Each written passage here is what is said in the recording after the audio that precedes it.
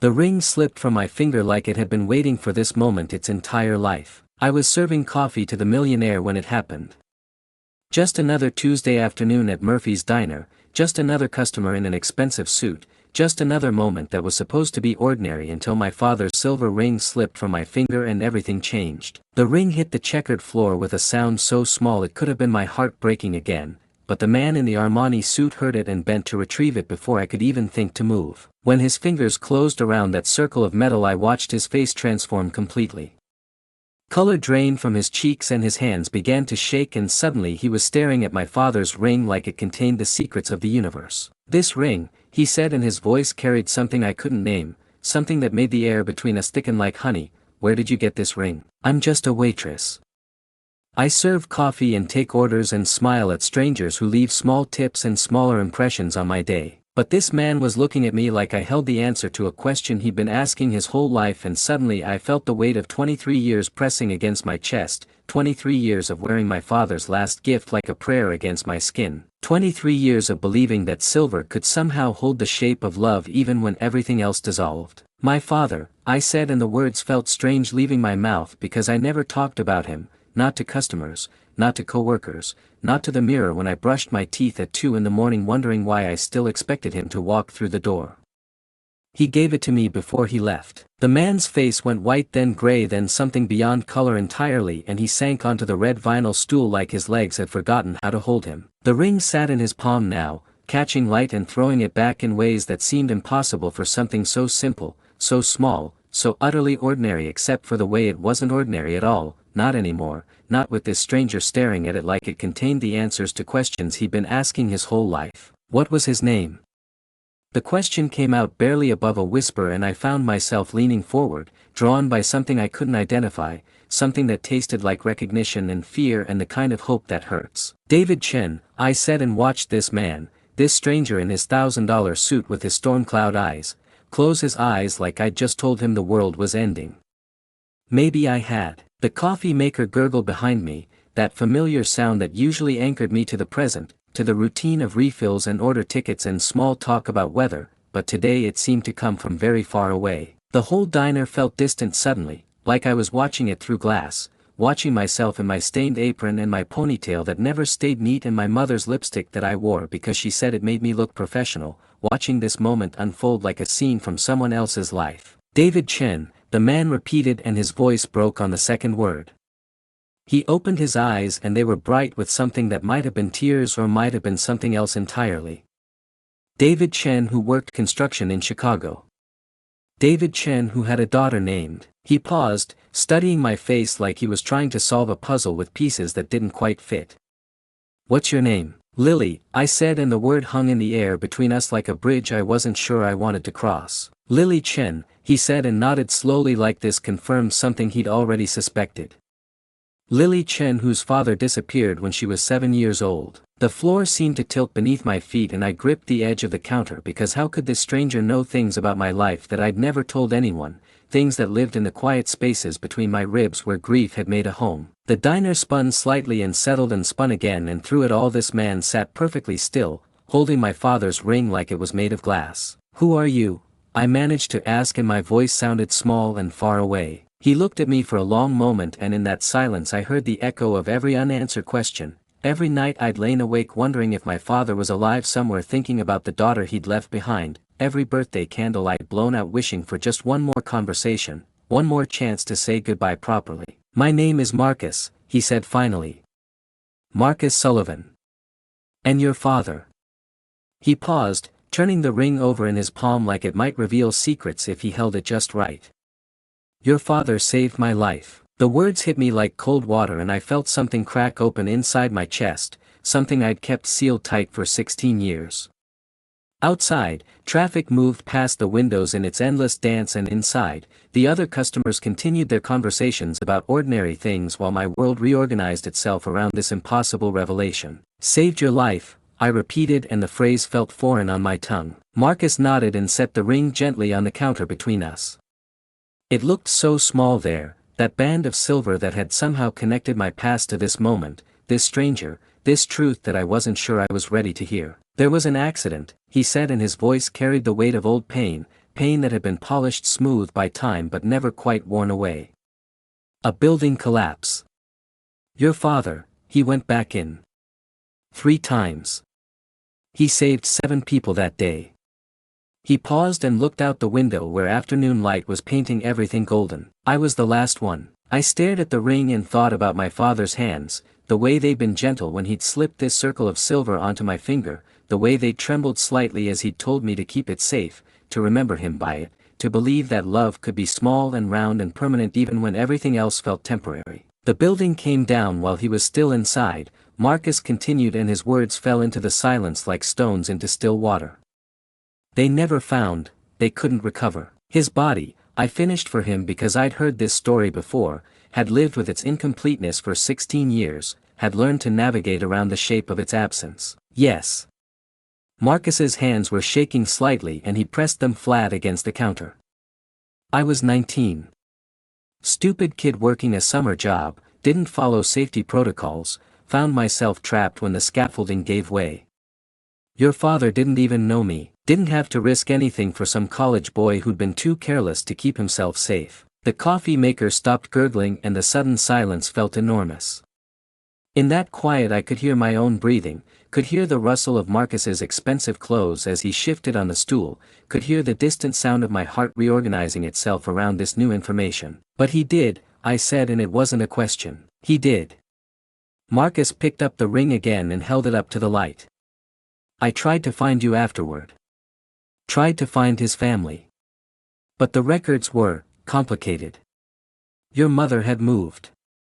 Changed her name back. I had nothing but a first name and a daughter somewhere who needed to know that her father died a hero. The word hero sat strangely in the air between us, and I thought about how many times I'd been angry with my father for leaving, how many times I'd wished he'd just been an ordinary man who came home from work every day and complained about traffic and helped with homework and stayed. But here was this stranger telling me that my father's last act had been to run toward danger instead of away from it, to choose saving lives over saving himself, to be exactly the kind of man who would give his 7-year-old daughter a silver ring and ask her to remember him by it. 26 years, Marcus said quietly. 26 years I've been looking for you. The numbers felt impossible, a span of time that encompassed my entire conscious life and more.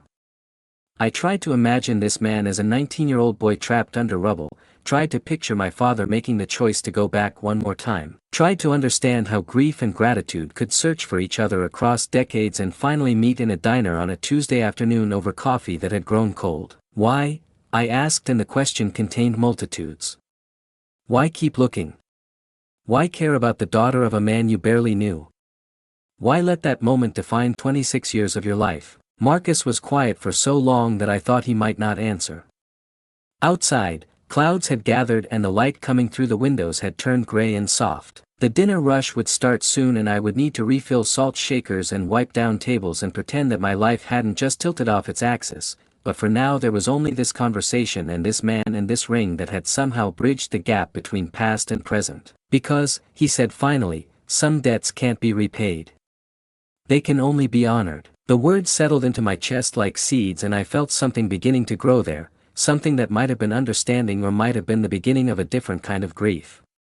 All these years I'd carried my father's absence like a stone in my pocket, something heavy and familiar and mine. But now this stranger was asking me to share the weight of it, to let his gratitude mingle with my loss, to believe that my father's death had meaning beyond the hole it left in my life. I don't understand, I said, and realized it was both completely true and not true at all. Marcus smiled then, the first real smile I'd seen from him since he'd walked into the diner an hour ago looking like just another businessman grabbing coffee before a meeting.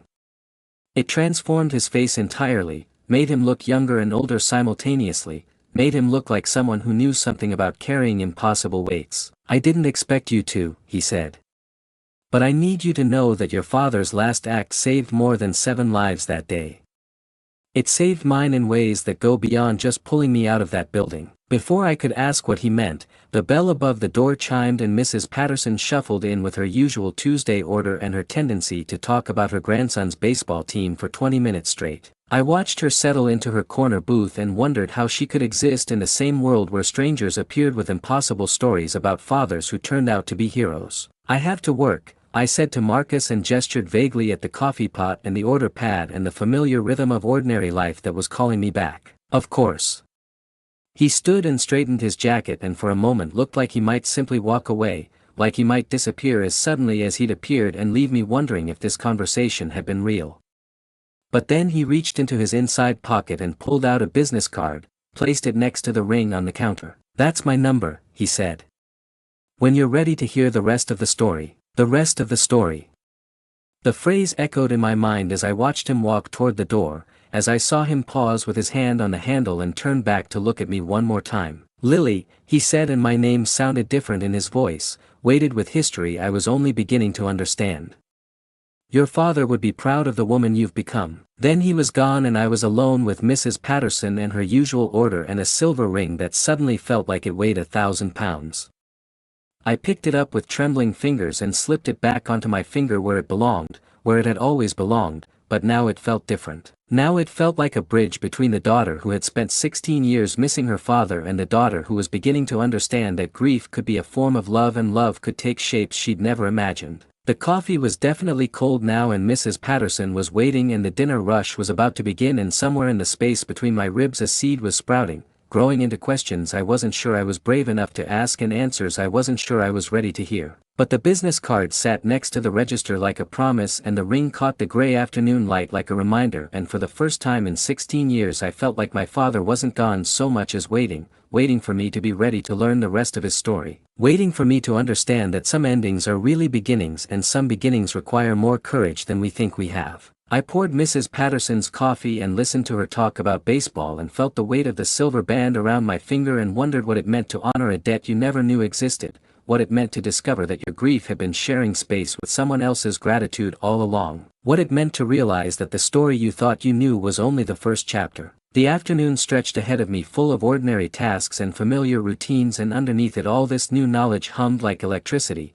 like possibility, like the first notes of a song I was only beginning to learn how to hear. And in the growing dusk outside the diner windows, the world continued its endless turning while inside, everything had changed and nothing had changed, and a silver ring caught the last light of day like it was holding on to something precious, something worth saving, something worth carrying forward into whatever came next. But then the bell chimed again, and this time it wasn't Mrs. Patterson but a young woman with red-rimmed eyes and clothes that had seen better days, and when she approached the counter I saw that her hands were shaking in the way mine had shaken when I was 7 years old and someone told me my daddy wasn't coming home. "Excuse me," she said, and her voice was broken at the edges. "Are you Lily Chen?" The world stopped again and I felt my father's ring warm against my skin like it was reacting to something I didn't understand yet. This girl couldn't be more than 16, the same age I'd been when I stopped expecting my father to walk through the door, and there was something about the way she held her shoulders that reminded me of myself in ways I didn't want to examine too closely. "Yes," I said, and the word came out more like a question than an answer. "My name is Emma,"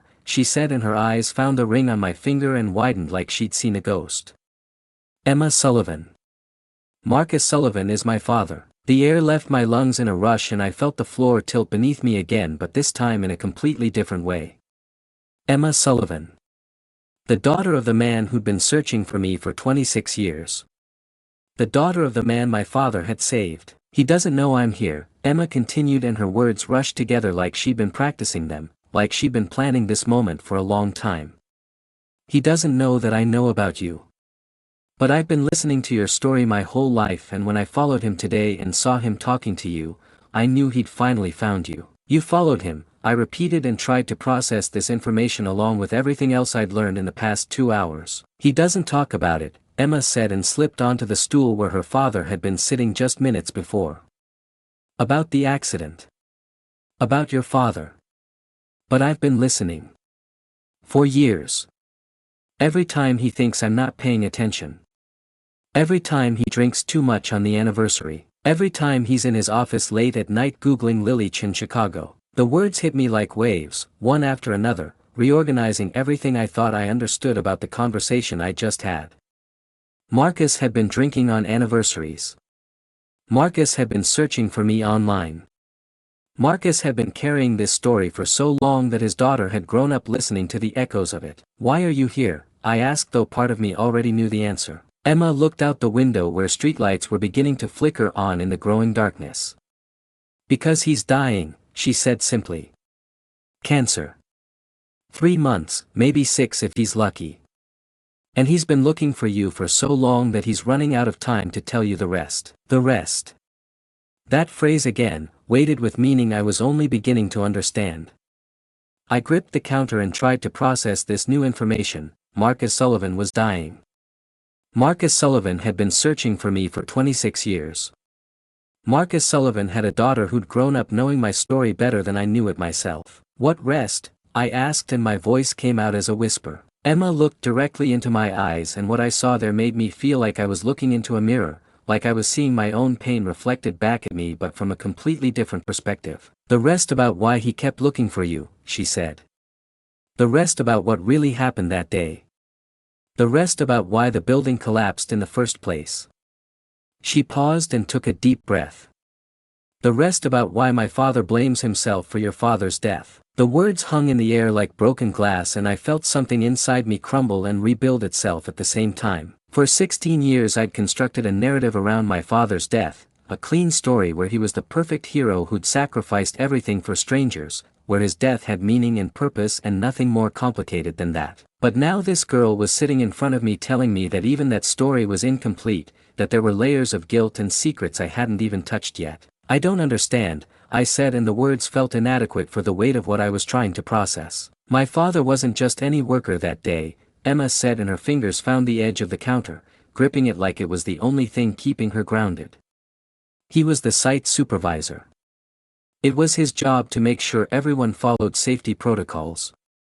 It was his job to make sure the scaffolding was secure. The diner felt too small suddenly, like the walls were closing in around us.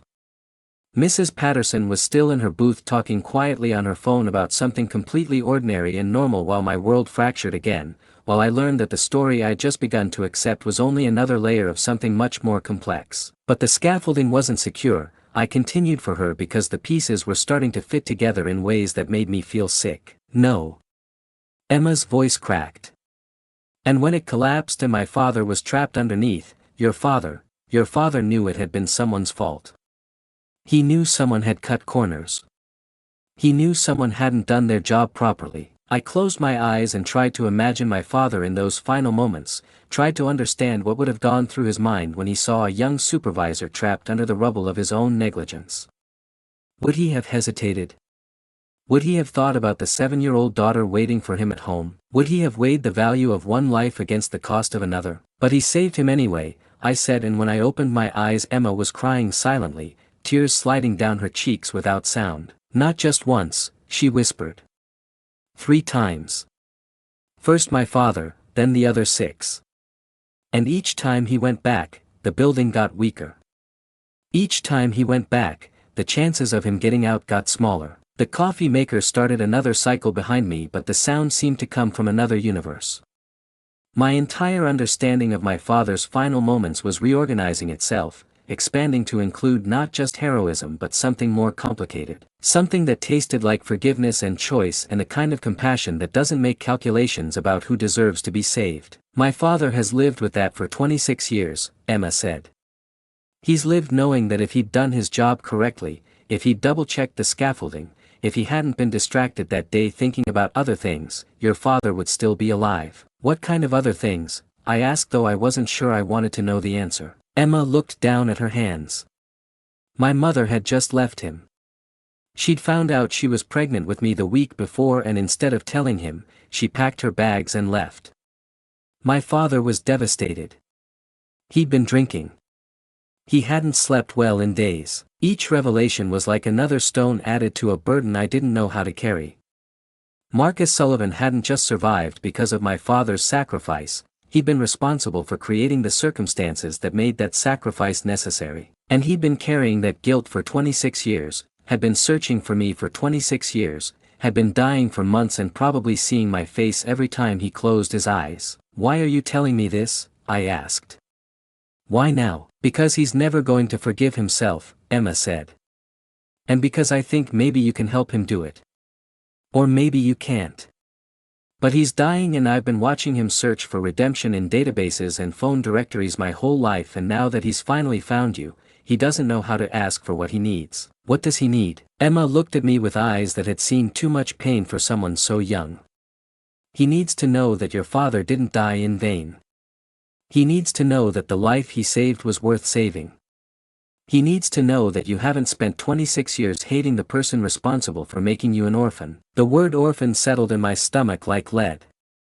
I'd never thought of myself in those terms before, never used that word to describe what I was, but there was something about hearing it said out loud that made all the unfairness of my situation feel fresh again. I don't hate him, I said, and realized as I said it that it was true. I didn't even know him until 2 hours ago. But now you do, Emma said. Now you know he exists. Now you know he's been carrying your father's death like a cross for longer than you've been alive. I looked at the ring on my finger and tried to imagine what my father would have told me about this situation. Would he have cared that Marcus Sullivan had made mistakes that led to the circumstances of his death?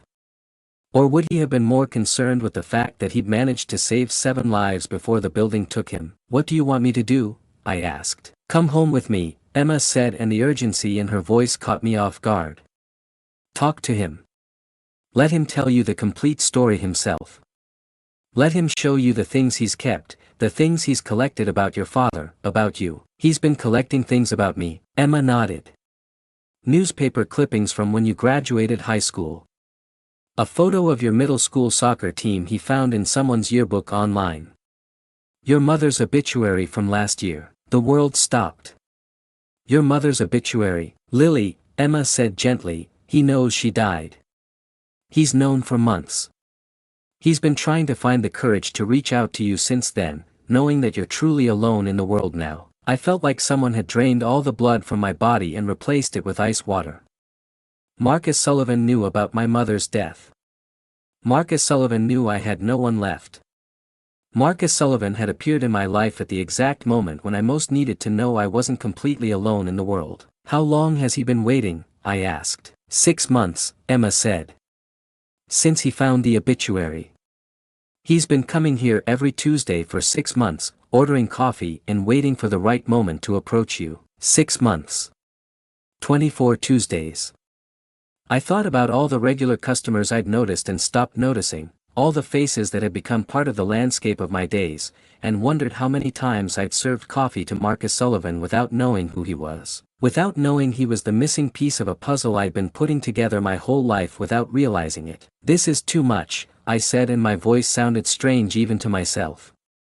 It's all too much.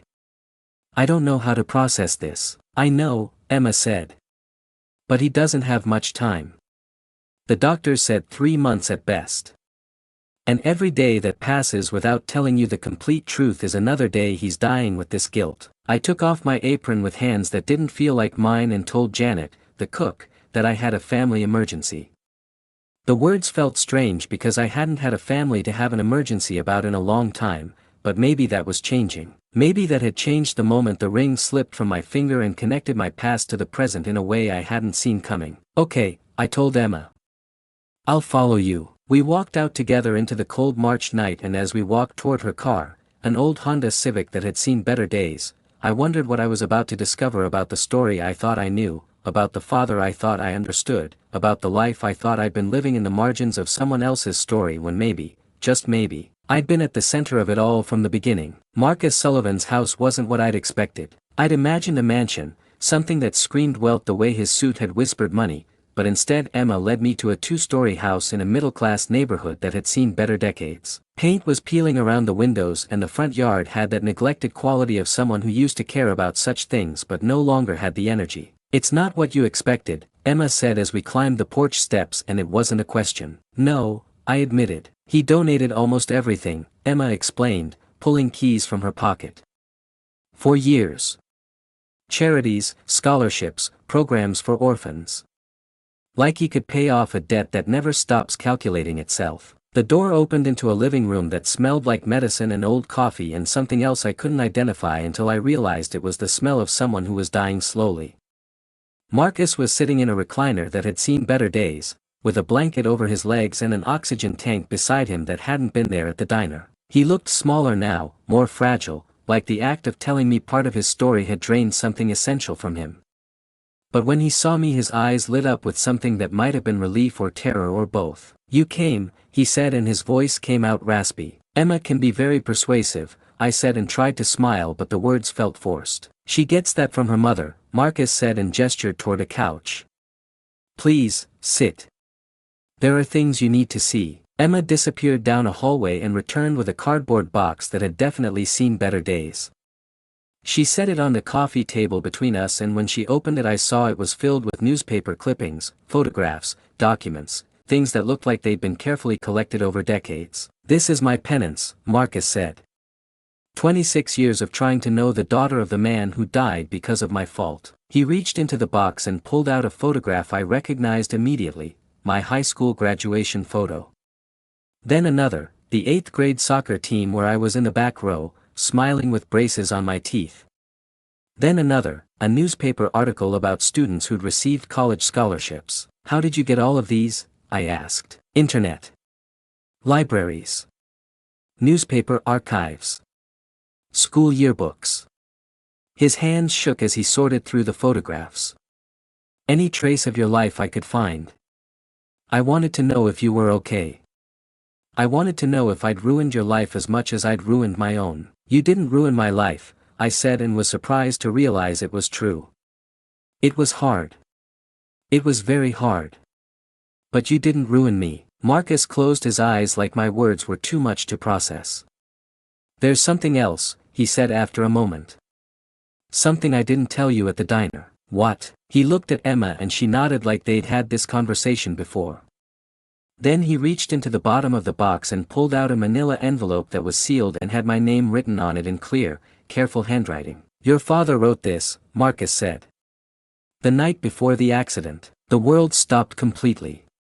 "What?" "A letter for you. For when you were older." They found it in his locker after the accident along with his other belongings. The construction company gave it to me because I was the supervisor and supposedly knew how to contact his family. My hands reached toward the envelope but stopped inches from it. Did you read it?" "No," Marcus said quickly. "Never. It's sealed just like they found it. I've been carrying it for 26 years waiting for the day I could give it to you." I took the envelope with fingers that shook so badly I could barely hold it. My name was written in my father's familiar handwriting, the same handwriting I'd seen on lunch notes and birthday cards and grocery lists stuck to the refrigerator. Seeing that handwriting now, after so many years, was like seeing a ghost. "Why did he write a letter?" I asked. "I don't know," Marcus said. "But I've had 26 years to think about it, and I think maybe he knew something was going to happen. Maybe he'd noticed problems at the construction site. Maybe he was worrying about safety. Maybe he wanted to make sure you had something from him if something went wrong." My fingers found the edge of the envelope and stopped. For 16 years I'd wished for one more conversation with my father, one more chance to hear his voice, to know what he was thinking in those final days.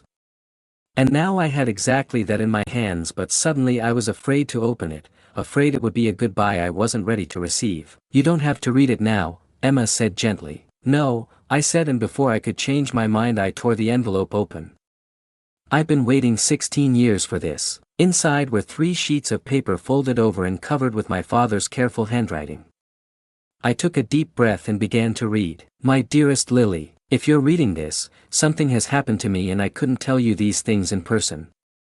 I hope that when you read this you're a strong and beautiful young woman who has found her place in the world. There are things you need to know about why I do the work I do, about why some days I come home so late you're already asleep, about why sometimes you find me staring out the window like I'm waiting for something terrible to happen. Construction work is dangerous, my love.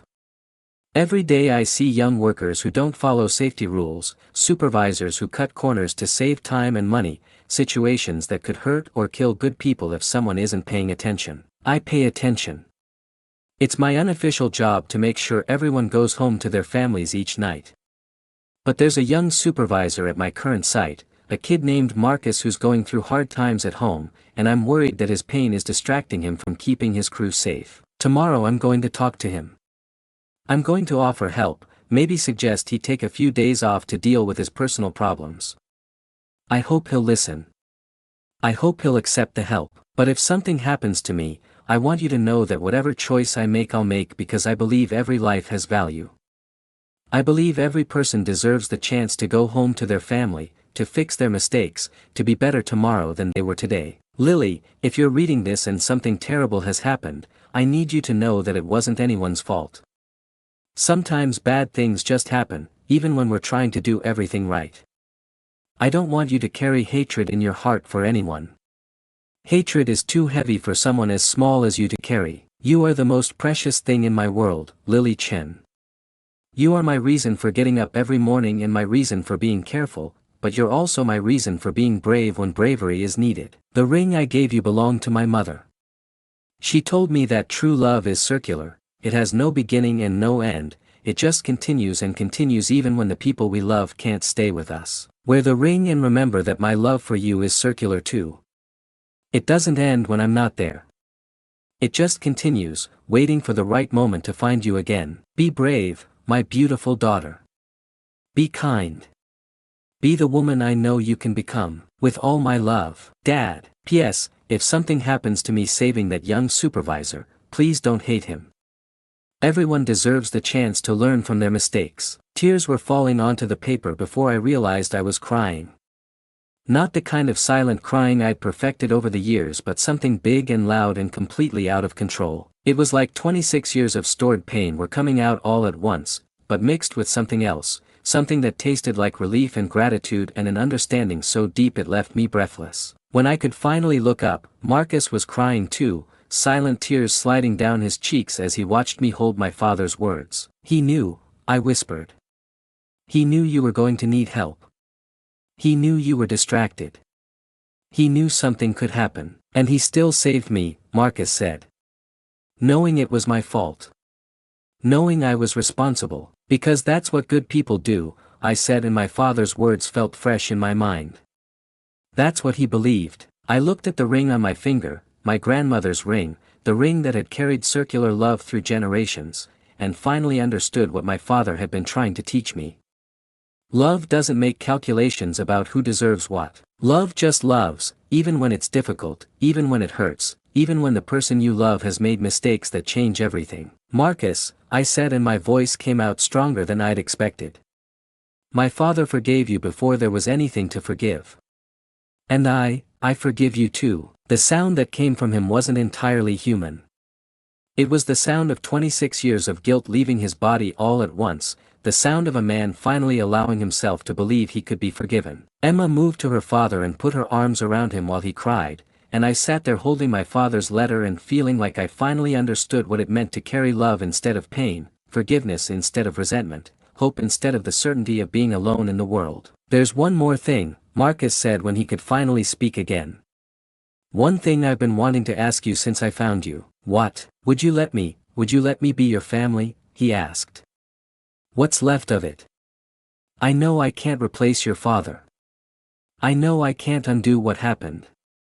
But you're the daughter of the man who gave me a second chance at life, and I'd like to use what's left of that life taking care of you if you'll let me. I looked at this man who'd been searching for me longer than I'd been alive, at this girl who'd grown up knowing my story better than I knew it myself, at this house full of evidence of 26 years of guilty love and painful gratitude, and realized that maybe family wasn't just about blood. Maybe family was about choosing to love each other despite complicated circumstances. Maybe family was about forgiving impossible mistakes and finding ways to honor the people we loved even after they were gone. Yes, I said. I'd like that. And in that living room that smelled like medicine and old coffee and the nearness of death, something new began to grow.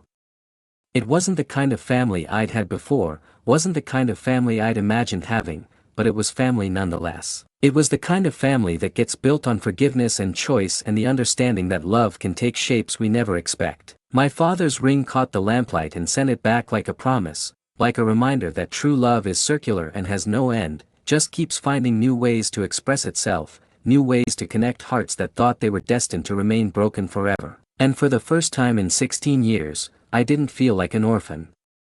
I felt like a daughter, of David Chen, who had died saving lives, and of Marcus Sullivan, who had spent 26 years learning how to honor that sacrifice by living a life worth having been saved. But there was still more to this story than any of us had realized. 3 weeks later, when Marcus was in the hospital for what the doctors said would be his final stay, he asked me to bring him the box of memories he'd kept. As I was going through it, looking for the photograph of my father that he wanted to have with him, my fingers found something I'd missed before, a small envelope tucked into the very bottom, yellowed with age and sealed with tape that had long since lost its stickiness. "What's this?" I asked, holding it up. Marcus looked at it and his face went pale even by his current standards.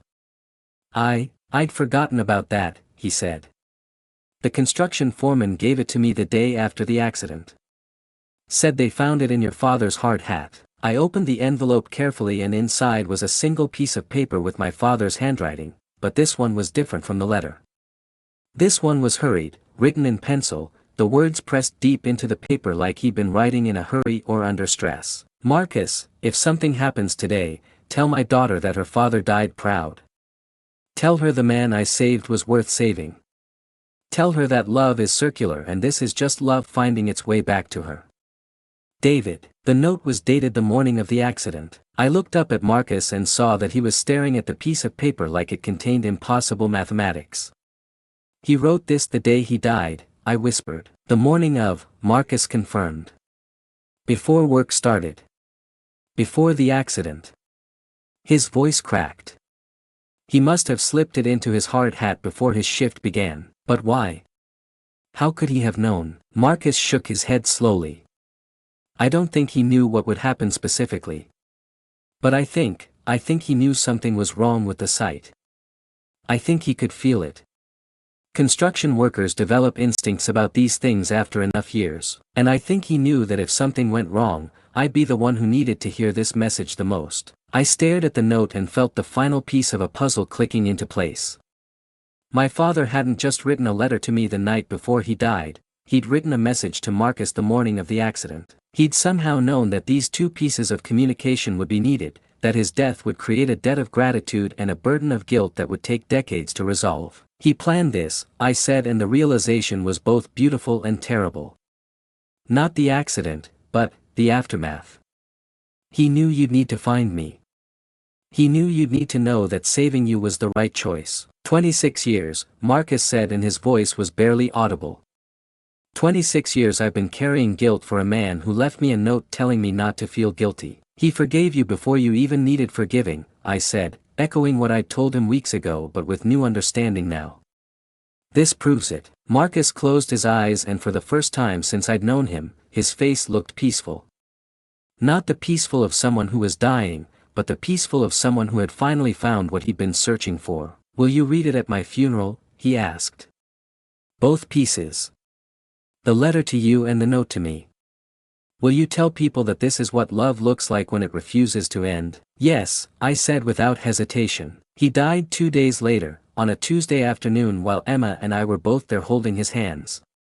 His last words were, "Tell her I kept my promise," and it took me a moment to realize he was talking to my father. At the funeral, I stood at the podium in a black dress that Emma had helped me pick out and looked at a room full of people who had known Marcus Sullivan as a businessman, a philanthropist, a man who had donated millions to charity over the course of his lifetime. But I knew him as something else, as the living proof that my father's sacrifice had meaning, as the man who had spent 26 years teaching me that love could be complicated and still be perfect. I read both pieces of my father's writing to the assembled crowd and watched as understanding dawned on faces throughout the room.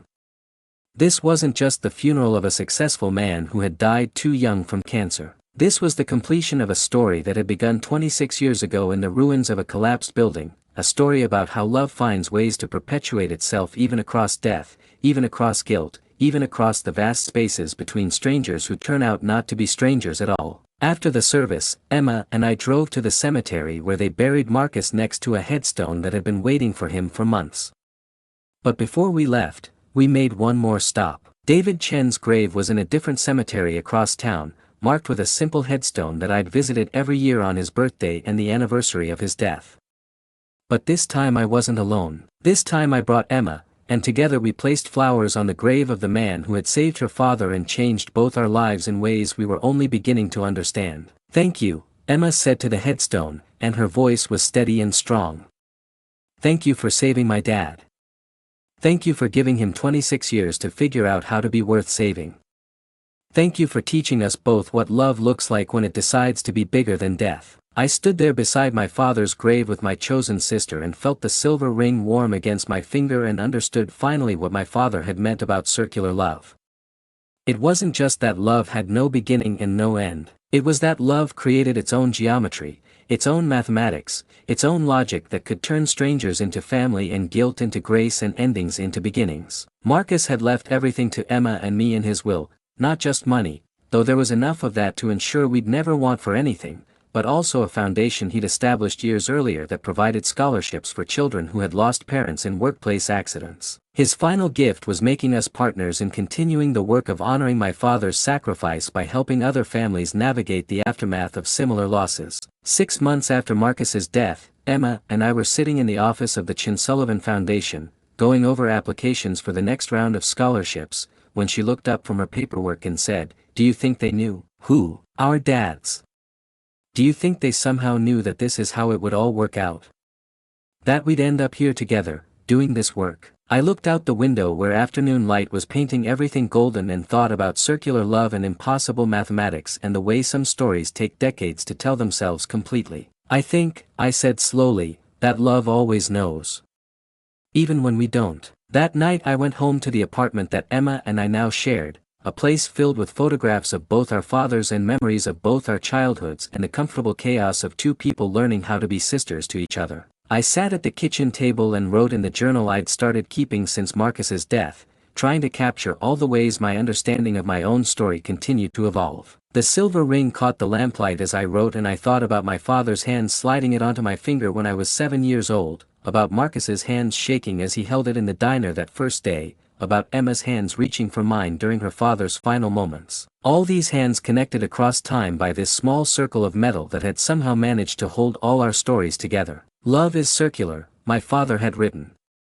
"It has no beginning and no end." But now I understood that it also has no limits on how many hearts it can connect, how many lives it can transform, how many impossible things it can make possible if you're brave enough to let it do its work. Outside my window, the city continued its endless dance of lights and movement, and 8 million people living their separate lives, most of them unaware that somewhere in the middle of all that ordinary chaos, a waitress and a millionaire's daughter were learning how to be family to each other because 26 years ago a construction worker decided that love was more important than safety, that saving lives was more important than saving himself, that some debts can only be repaid by learning how to live in a way that honors the sacrifice. I finished writing and closed the journal and looked at the ring one more time before turning off the light. Tomorrow there would be more scholarship applications to review, more families to help, more ways to ensure that my father's final act continued to ripple outward through the world like rings on water. But tonight there was just this quiet moment of understanding that some stories don't end, they just change shape, and some love doesn't die, it just finds new ways to be born. The ring would keep circling my finger, and the love would keep circling through time, and somewhere in the space between memory and hope, David Chen and Marcus Sullivan would keep finding ways to take care of the daughters they'd left behind, proving that the most powerful force in the universe isn't gravity or time or death. It's love that refuses to let go. And sometimes, if you're very lucky and very patient and very willing to believe in impossible things, that love will find its way back to you wearing the face of a stranger who turns out not to be a stranger at all, carrying stories you didn't know you needed to hear, offering family you didn't know you were brave enough to accept. Sometimes a ring falls from your finger on a Tuesday afternoon and changes everything. Sometimes that's all it takes.